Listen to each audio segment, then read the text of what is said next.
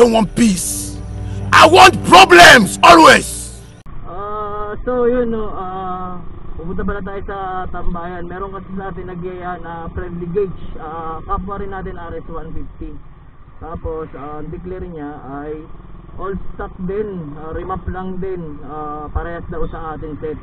Pero parang may mali kasi minsan may nakita ako sa page na binenta niya yung block niya na stock. Tapos ang reason, nagpalit lang daw siya ng 62mm. Makikita natin mamaya pagpunta natin doon. Niyaya niya tayo pala sa sa Facebook. Gusto lang makipag-friendly gauge sa all stock na RS150. Ito nga, tulad sa atin. Kasi stock lang din daw yung kain niya. Malalaman natin yung mamaya pagdating natin doon. Ma-check rin natin. And kung all stock din talaga tapos sibak tayo, maganda yung niya. Maganda yung pagkakatono nung RS150 niya. Pero kung nasibak tayo dahil 62, given na yun, malakas talaga ang 62 eh. Kahit ako gusto ko magpa 62 kaya lang hindi pa siguro tayo kasi wala pa rin namang budget. Sana magpuntahan din yung mga tropang full rev. Para pag nakita natin na 62, siyempre hindi tayo pwedeng doon mag-match doon. Meron naman tayong ibang mga raider na na pwede niyang ka-match. Kasi ang 62 kasi pwede kasing naging 175cc na yan sa RS150 eh.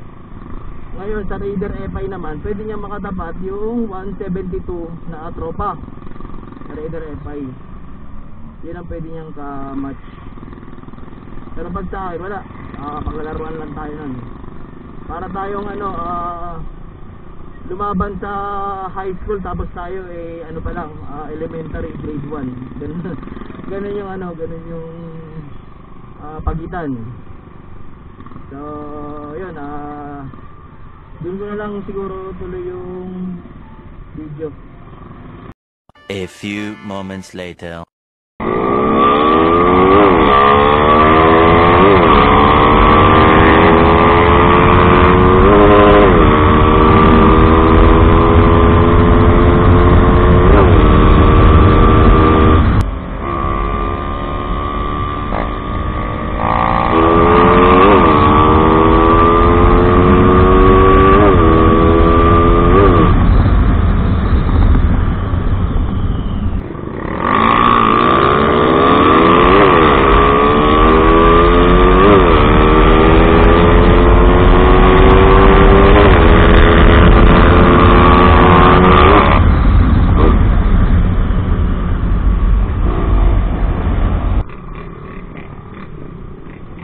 Tara.